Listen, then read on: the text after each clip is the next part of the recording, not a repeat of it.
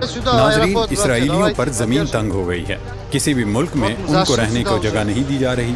اسرائیلی فوجی ٹھکانوں اور اسرائیلی قصبوں پر درجنوں anti tank guided missile, rocket اور مارٹر فائر کیے جا رہے ہیں، جبکہ بندوق برداروں کو اسرائیل میں دراندازی کے لیے بھیجا جا رہا ہے۔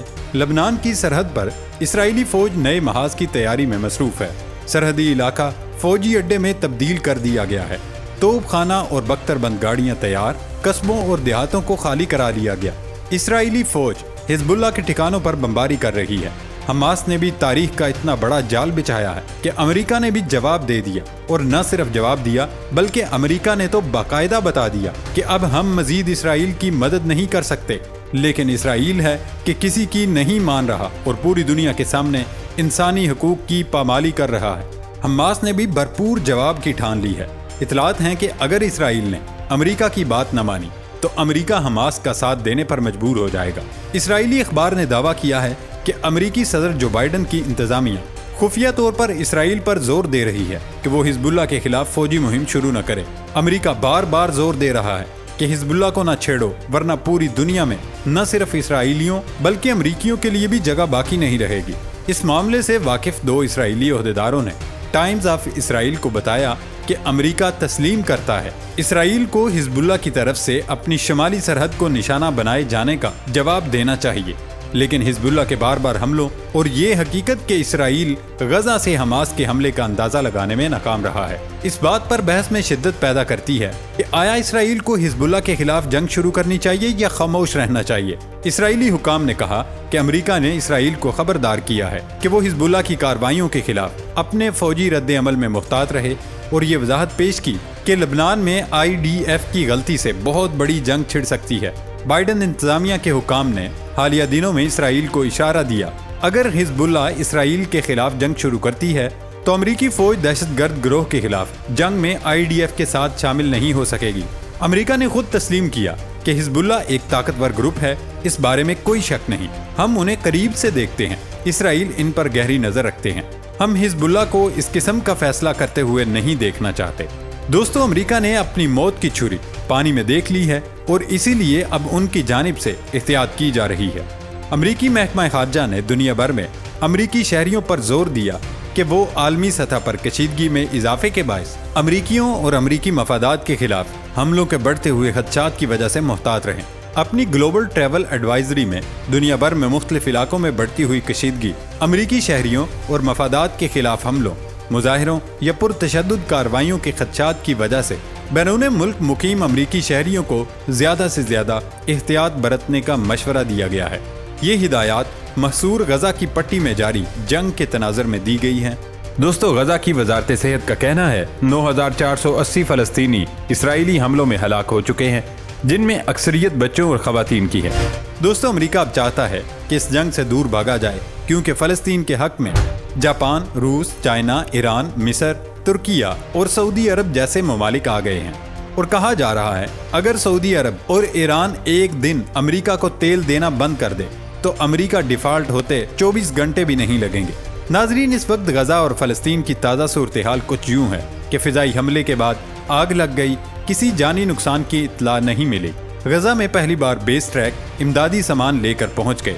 رفاح سرحدی راہداری سے غزہ میں داخل ہونے والے ٹرکس میں اشیاء خوردونوش اور ادویات ہیں، تاہم ایندھن نہیں لایا گیا۔ لاکھوں کے اس زخمی شہر کے لیے 20 ٹرک امداد بھیجنا انسانیت پر ہنسی کے مترادف ہے، لیکن خیر امداد پہنچ رہی ہے، لیکن ساتھ ہی اسرائیل پر بھی زمین تنگ ہو گئی ہے۔ امریکہ دھیرے دھیرے اسرائیل کا ساتھ چھوڑ رہا ہے۔ امریکی محکمہ خارجہ کے ایک اہلکار نے امریکہ کی طرف سے اسرائیل کے لیے فوجی امداد بڑھانے کے فیصلے پر استعفیٰ دے دیا ہے۔ امریکی محکمہ خارجہ کے مستعفی اہلکار جوش پال کا کہنا ہے امریکی حمایت یافتہ غزہ جنگ اسرائیلیوں اور فلسطینیوں دونوں کے لیے مزید مصائب کا باعث بنے گی۔ جوش پال اسٹیٹ ڈپارٹمنٹ کے bureau of political and military affairs کے ڈائریکٹر ہیں۔ انہوں نے بدھ کو آن لائن شائع ہونے والے ایک نوٹ میں لکھا کہ صدر جو بائیڈن کی انتظامیہ وہی غلطیاں دہرا رہی ہے جو واشنگٹن کئی دہائیوں سے کر رہا ہے۔ انہوں نے لکھا کہ اسرائیل جو رد عمل دے رہا ہے وہ اس کے ساتھ اس رد عمل اور قبضے کے جمود کے لیے امریکی حمایت اسرائیل اور فلسطینی عوام دونوں کے لیے مزید اور گہرے مصائب کا باعث بنے گی۔ مجھے ڈر ہے کہ ہم وہی غلطی کو دہرا رہے ہیں جو ہم نے ان پچھلی دہائیوں میں کی ہیں۔ اور میں زیادہ دیر تک اس کا حصہ بننے سے انکار کرتا ہوں۔ بائیڈن انتظامیہ کی یک طرفہ اندھی حمایت ایسے پالیسی فیصلوں کی طرف لے جا رہی تھی جو کم نظر، تباہ کن، غیر منصفانہ اور ان اقدار کے خلاف تھے جن کی ہم عوامی طور پر حمایت کرتے ہیں، بلکہ امریکی کانگریس کے اراکین بھی بائیڈن کے خلاف سامنے آ گئے ہیں۔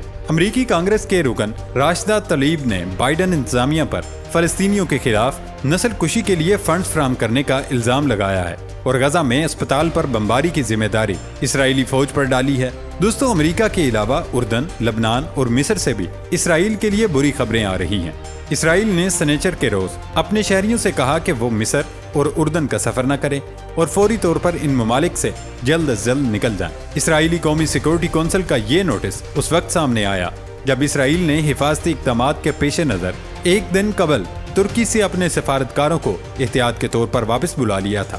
اسرائیل کی طرف سے غزہ پٹی پر ہونے والی بمباری کے خلاف مشرق وسطیٰ میں کئی دنوں سے جاری مظاہروں کے بعد ان ممالک میں رہنے والے اسرائیلیوں کو انخلا کی کالیں وصول ہوئیں۔ اس کے علاوہ اسرائیل نے فلسطینیوں پر بھی سختیاں بڑھا دی ہیں۔ اسرائیل نے حالیہ 2 ہفتوں کے دوران 5000 سے زائد فلسطینیوں کو گرفتار کیا، جس کے بعد اسرائیلی جیلوں میں اسیر فلسطینیوں کی تعداد 10,000 ہو گئی ہے۔ الجزیرہ کی رپورٹ کے مطابق 7 اکتوبر سے قبل اسرائیلی جیلوں میں تقریباً 5200 فلسطینی قید تھے۔ فلسطینی حکاموں کے مطابق قیدیوں کی تعداد اب 10,000 سے زیادہ ہو گئی ہے۔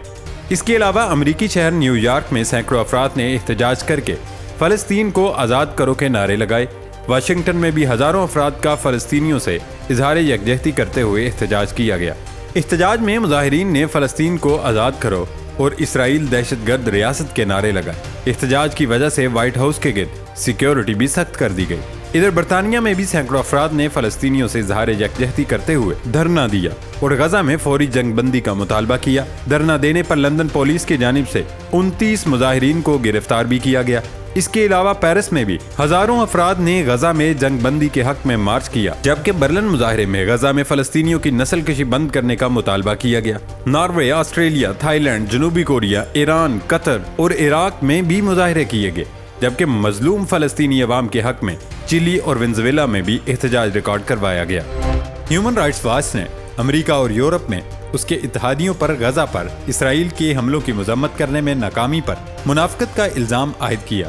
ہیومن رائٹس واچ کے ڈپٹی پروگرام ڈائریکٹر ٹام پورٹیس کا کہنا ہے کہ یوکرین کے معاملے میں امریکہ اور یورپ نے روس کے جنگی جرائم کی مذمت کی، لیکن یوکرین پر روس کے حملے کے 18 ماہ بعد بھی مغرب غزہ میں اسرائیل کے جنگی جرائم پر خاموش ہے۔ اسرائیل پر غزہ پر حملے میں بین الاقوامی اصولوں کا احترام کرنے کا واضح اور دو ٹوک مطالبہ کہاں ہے؟ احتساب تو دور کی بات ہے۔ انہوں نے مزید کہا کہ غزہ کی 16 سالہ بندش کی ظالمانہ مذمت کہاں ہے، جو اجتماعی سزا کے مترادف ہے، جو جنگی جرم ہے۔ مغربی ریاستوں کی منافقت اور دوہرا معیار واضح ہے۔ ٹام پورٹیس نے کہا کہ بین الاقوامی انسانی قانون کا اطلاق تمام ریاستوں پر ہوتا ہے۔ ایک طرف سے ان قوانین کی خلاف ورزیاں دوسرے فریق کی طرف سے خلاف ورزیوں کا جواز پیش نہیں کرتی۔ دوسری جانب اسرائیل نے کہا کہ حماس کے زیر کنٹرول غزہ میں زمینی کارروائیوں سے پہلے مزید شدت سے بمباری کریں گے، جس پر اقوام متحدہ نے تباہ کن انسانی صورتحال پیدا ہونے کا خطرہ ظاہر کیا ہے۔ اسرائیلی فوج کے ترجمان ایڈمرل ڈینیل ہگاری نے کہا کہ بمباری کی شدت میں اضافہ ہوگا تاکہ زمینی کارروائی کے دوران فوجیوں کے لیے خطرے کو کم سے کم کیا جائے، لہٰذا غزہ کے شہریوں سے کہتا ہوں وہ اپنی حفاظت کے لیے جنوب کی طرف منتقل ہو جائیں۔ اسرائیل شمالی غزہ کے 10 لاکھ سے زائد شہریوں کو جنوب کی جانب نقل مکانی کا کہہ چکا ہے، جبکہ اقوام متحدہ کا کہنا ہے کہ غزہ کی نصف سے زائد آبادی بے گھر ہو چکی ہے۔ شہر کے شمالی حصے میں ابھی بھی ہزاروں کی تعداد میں شہری موجود ہیں جو اپنے گھر چھوڑنے کو تیار نہیں اور یا پھر چھوڑنے کی حالت میں نہیں ہیں۔ غزہ کے ساتھ سرحد پر اسرائیل نے بڑی تعداد میں فوجیوں کو تعینات کرنا شروع کر دیا، جبکہ ہفتے کو کمانڈرز نے سرحدی مقامات کا دورہ بھی کیا اور ممکنہ طور پر حماس کی جانب سے بچھائے گئے جال اور سرنگوں کا سامنا بھی کرنا پڑے گا۔ حماس کی جانب سے 200 سے زائد یرغمالیوں کا معاملہ بھی زمینی کارروائی کے اقدام کو مزید پیچیدہ کر سکتا ہے۔ ان تمام اقدامات کے بعد اسرائیل اور امریکہ فکر مند ہو گئے اور خاص طور پر اسرائیل نے اپنے لوگوں کو خاموش رہنے اور کہیں چھپ جانے کا کہا۔ قومی سلامتی کونسل کا کہنا ہے کہ جن ممالک سے گریز کیا جائے ان میں متحدہ عرب امارات اور مالدیپ شامل ہیں۔ یہ اقدام دنیا بھر میں اسرائیلیوں اور یہودیوں کو نقصان پہنچانے کے لیے ہے۔ اسرائیلی شہری غیر ضروری سفر سے گریز کریں لیکن وہی بات کہ اسرائیلیوں کو کسی ملک میں رہنے کی جگہ نہیں مل رہی، اور اس وقت حماس اسرائیل سمیت امریکہ کو ٹھیک ٹھاک جواب دے رہی ہے۔ امریکہ اب اسرائیل سے دور جانے کی کوششیں کر رہا ہے، اور کئی ممالک اس سوچ میں لگے ہیں کہ اسرائیل کو بلیک لسٹ کر دیا جائے، تاکہ اسرائیل کو اندازہ ہو کہ اس نے نہتے فلسطینیوں پر حملے کر کے کتنی بڑی غلطی کی ہے۔